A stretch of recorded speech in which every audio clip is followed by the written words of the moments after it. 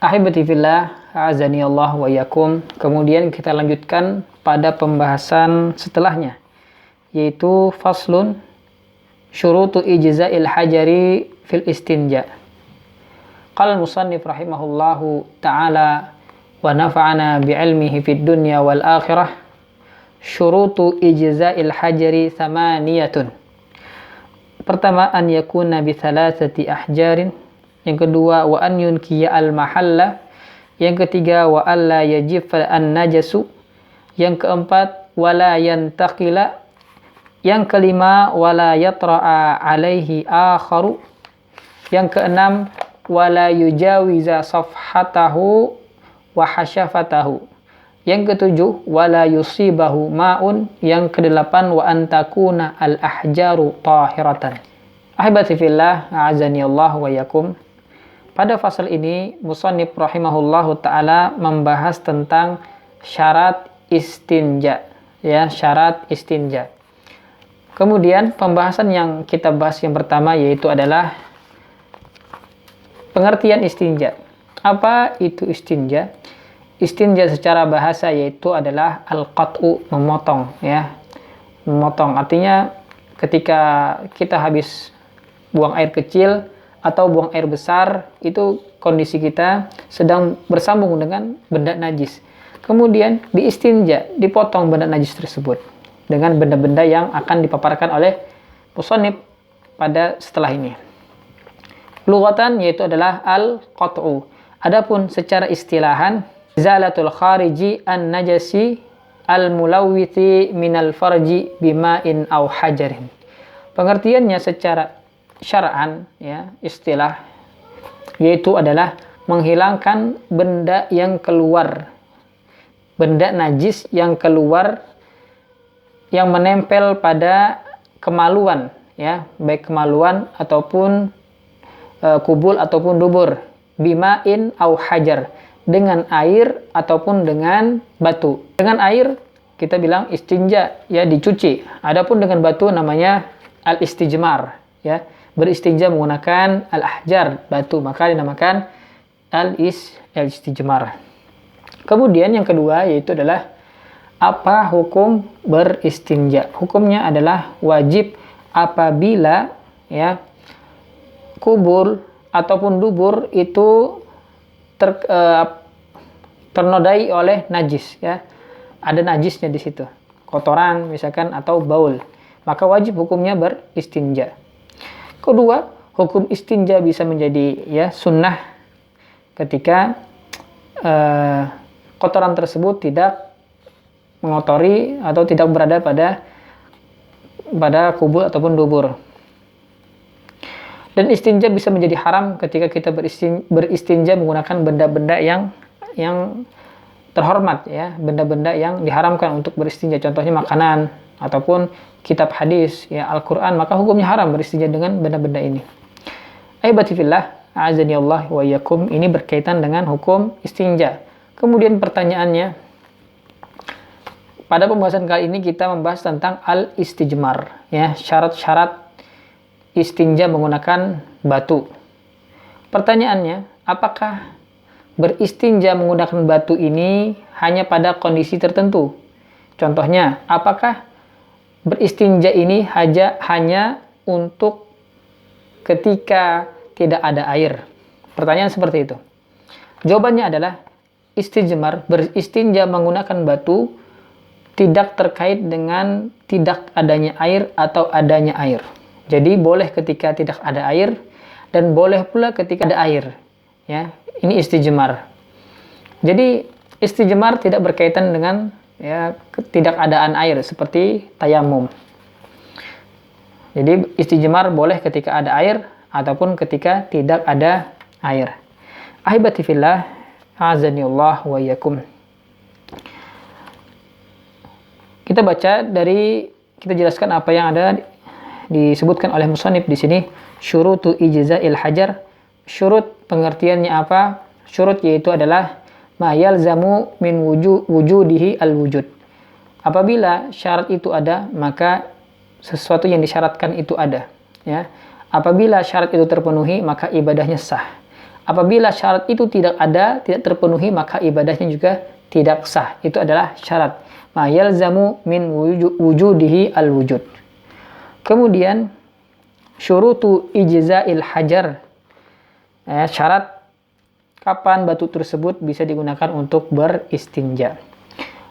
Jadi beristinja itu, ya, beristinja menggunakan batu tidak mesti hanya dengan batu saja, ya, tidak hanya terbatas dengan batu saja.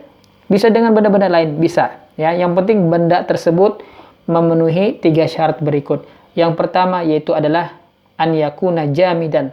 Benda tersebut adalah benda padat, bukan benda cair. Maka ketika beristinja menggunakan benda cair, ya itu bukan istinja menggunakan batu namanya, ya, istinja menggunakan air. Harus menggunakan benda padat. Contohnya, apakah sah istinja menggunakan tisu? Hukumnya adalah sah. Menggunakan kayu adalah benda padat, maka juga sah, ya. An yakuna jamidan, benda tersebut, ya, bendanya padat. Yang kedua, wa an yakuna qali'an, dan benda tersebut qali'. Qali' yaitu adalah bisa mengangkat najis, ya, bisa mengangkat najis. Contohnya tisu, kayu, itu qali'. Ya, ada benda padat namun tidak qali', contohnya adalah pasir, ya. Pasir ini tidak bisa mengangkat najis karena dia akan berhamburan. Kemudian, ya, yang ketiga, wa an yakuna tahiran. Benda tersebut, ya, yang digunakan untuk istinja selain batu, yang ketiga yaitu adalah tahir, harus suci, ya. Maka tidak sah ketika beristinja menggunakan kotoran, sebagaimana Rasulullah SAW, ya, dibawakan oleh salah seorang sahabatnya untuk beristinja menggunakan batu, ya. Sahabat ini membawakan 2 batu, kemudian salah satunya dari ketiga ini kotoran, ya, kotoran keledai. Maka beliau tidak memakai yang kotoran keledai ini, dan beliau mengatakan fa innaha rijsun, ya, sesungguhnya dia adalah najis. Jadi harus suci, maka tidak sah beristinja menggunakan kotoran, ya, kotoran hewan. Seluruh kotoran hewan di dalam mazhab Syafi'i hukumnya yaitu adalah najis, ya. Baik dia bisa dimakan dagingnya atau tidak dimakan dagingnya, maka hukumnya adalah najis. Maka tidak bisa menggunakan kotoran ketika beristinja. Jadi boleh beristinja menggunakan selain batu, ya, dengan syarat benda tersebut jamid, padat. Yang kedua qali', yaitu bisa mengangkat kotoran. Yang ketiga yaitu adalah tahir, suci. Maka tidak bisa menggunakan rausah, ya, fa innaha rijsun.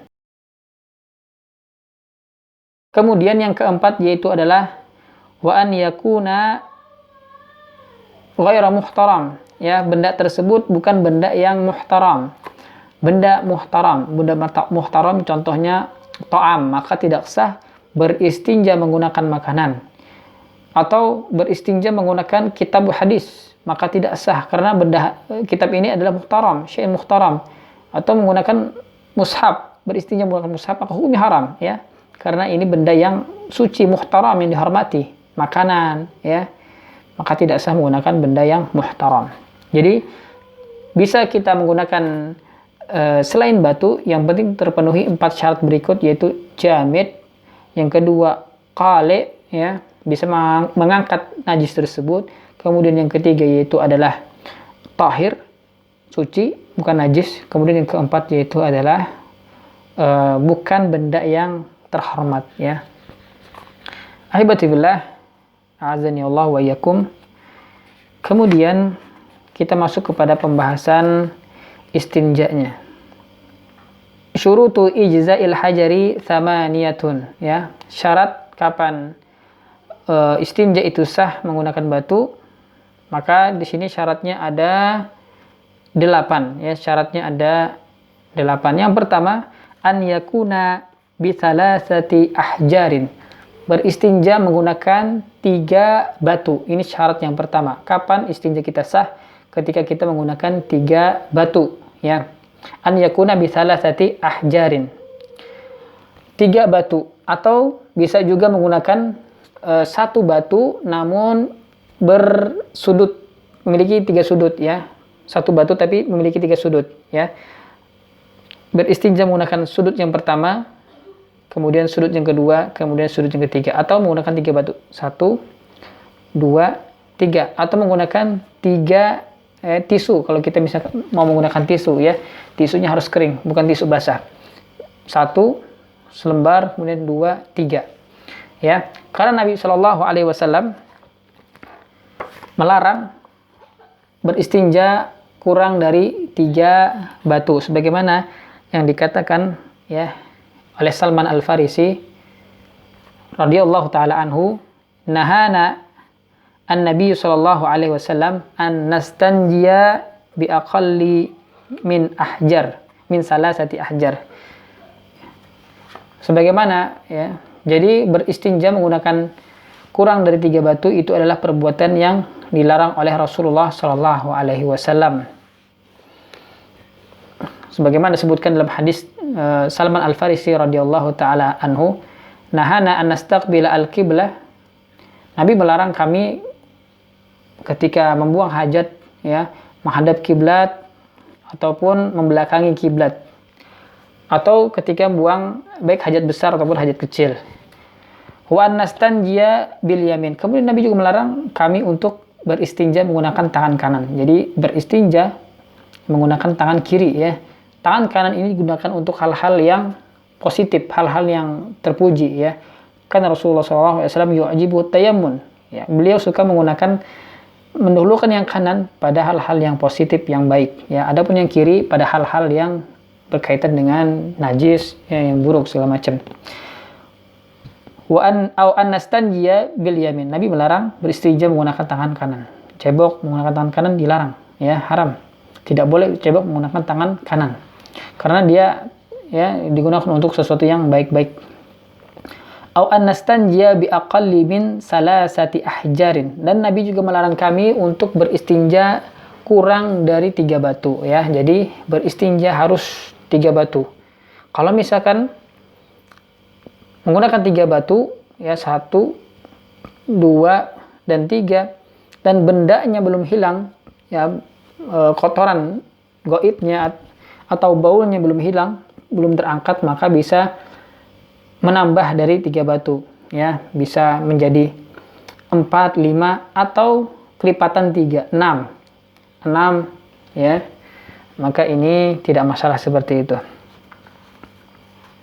Kemudian dalam hadisnya juga beliau melanjutkan, au an nastanjiya bi raji'. Dan Nabi juga melarang kami untuk beristinja menggunakan raji'. Raji' yaitu adalah menggunakan kotoran, ya, menggunakan kotoran. Au bi admin. Dan Nabi juga melarang kami beristinja menggunakan tulang. Nabi melarang menggunakan kotoran karena kotoran adalah benda najis, ya, benda najis. Adapun dengan tulang, kenapa Nabi melarang kita beristinja menggunakan tulang? Karena tulang adalah makanan saudara-saudara kita dari kalangan jin, ya, yang beriman kepada Allah Subhanahu wa taala. Jadi mereka memakan tulang-tulang yang disebutkan nama Allah pada tulang tersebut, disembelih menggunakan nama Allah Subhanahu wa taala. Nabi melarang beristinja menggunakan tangan kanan, dan melarang beristinja kurang dari 3 batu, dan melarang beristinja menggunakan tulang, dan melarang beristinja menggunakan kotoran. Ahibati fillah, azani Allah wa iyyakum. Ini syarat istinja menggunakan batu yang pertama. Adapun syarat kedua yaitu adalah wa an yunqiya al-mahalla. Wa an yunqiya al-mahalla. Syarat kedua ini, ya, ketika kita beristinja menggunakan batu, maka kita beristinja harus sampai bersih. Yunqiya al-mahal, membersihkan tempat keluarnya najis tersebut, ya. Misalkan dubur, maka beristinja sampai bersih, sampai hilang, terangkat kotoran najis tersebut, baik di dubur, ya, 1, 2, 3, ataupun di kubul, ya. Yang ketiga, wa alla yajiffa an-najasu. Syarat ketiga yaitu adalah kapan kita boleh beristinja menggunakan batu, ya, dengan syarat kotoran tersebut belum kering, ya. Wa alla yajifa an-najas. Najis tersebut belum kering. Misalkan sudah kering, ya, baul dikubul kemudian sudah kering, maka tidak bisa menggunakan batu, ya. Tidak bisa menggunakan batu karena tidak bisa terangkat najisnya. Jadi harus menggunakan air. Harus menggunakan air. Syarat ketiga ini wa alla yajifa an-najas. Najisnya jangan kering. Ya, jangan kering karena kalau kering tidak bisa diangkat najisnya. Ya. Kemudian yang keempat wala yantaqila, dan najisnya kapan beristinja menggunakan batu itu sah ketika najisnya tidak berpindah dari tempat keluarnya. Misalkan dubur, ya. Dubur tempat keluarnya di sini. Maka najis masih ada di sini, dihilangkan dengan batu, ya, maka seperti ini sah. Namun ketika najisnya yang di sini berpindah, misalkan di bagian dubur sini berpindah ke paha, maka ketika dia berpindah tidak bisa menggunakan batu, harus menggunakan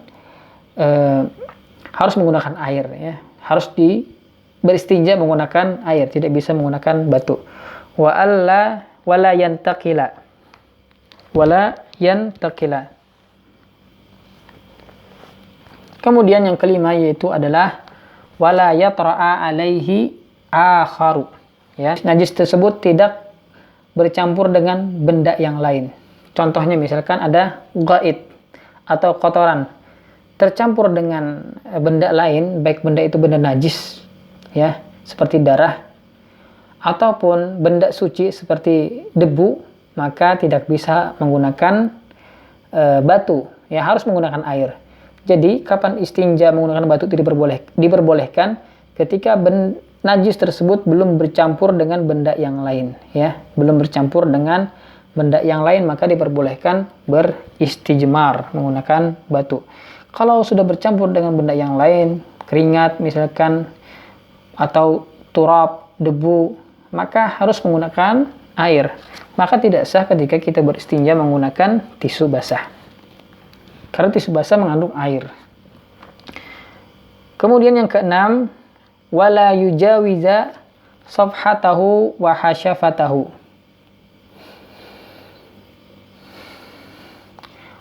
Syarat yang keenam ini, ya, wala yujawiza safhatahu wa hasyafatahu. Jadi najis ini tidak keluar dari areanya, ya, misalkan areanya adalah lubang dubur, maka tidak keluar dari areanya, ya, tidak keluar dari area lubang dubur tersebut. Ketika keluar maka tidak bisa menggunakan batu, harus menggunakan air.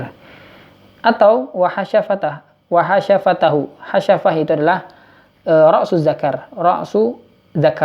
Maka ketika kita kencing, ya, kemudian kita ingin beristinja, maka baul yang masih tersisa di sini, ya, kita ingin angkat menggunakan batu, tidak boleh berpindah dari tempatnya, ya, tidak melebihi dari hasyafah, ya. Hasyafah ini ra'su zakar, tidak boleh keluar dari bagian hasyafahnya. Hasyafah yaitu adalah ra'su zakar. Apabila keluar dari hasyafah, ya, misalkan kena yang lain, bagian yang lain, misalkan, maka dia harus menggunakan air, tidak boleh menggunakan batu, ya, tidak boleh beristinja menggunakan batu.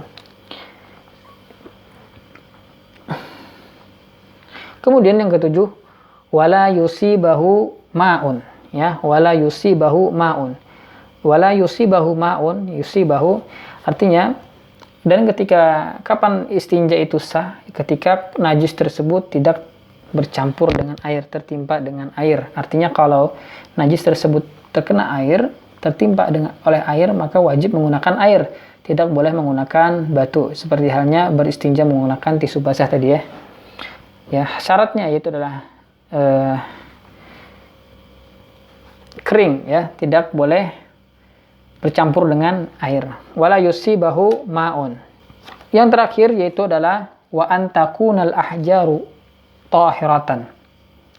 Batu ataupun benda yang digunakan untuk istijmar, beristinja menggunakan batu, ini bendanya harus tahirah, harus suci, ya.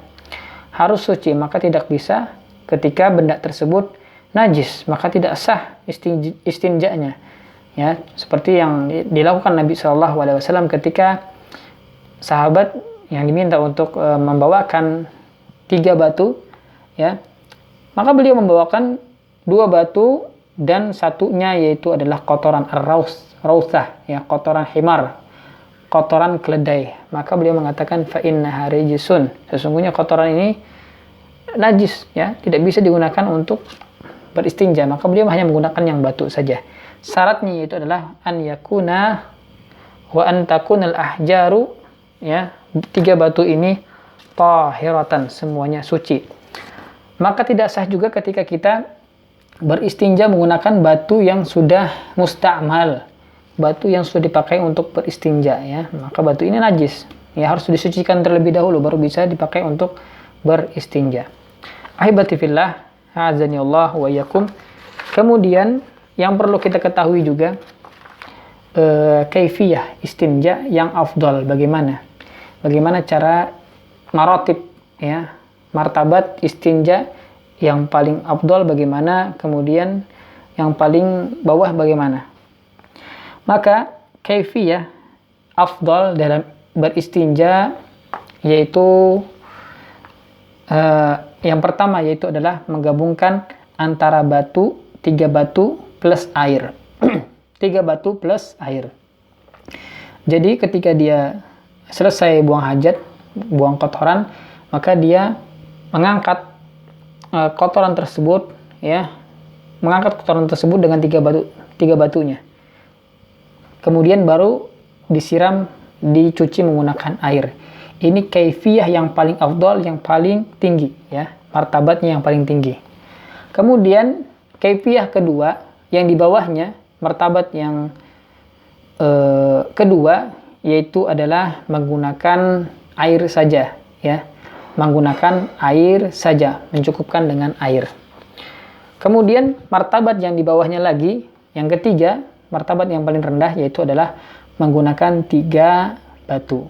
Jadi ini urutannya, yang pertama 3 batu plus air, ya, yang kedua air saja, yang ketiga yaitu adalah 3 batu saja. Kenapa yang afdal adalah air, 3 batu plus air? Kenapa dikatakan afdal?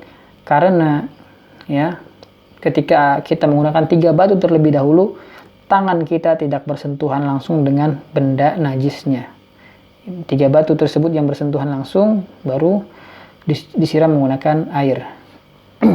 Maka ini berkaitan dengan fasal yang dijelaskan oleh Al-Allamah Salim bin Sumer Al-Hadrami Asy-Syafi'i rahimahullahu ta'ala.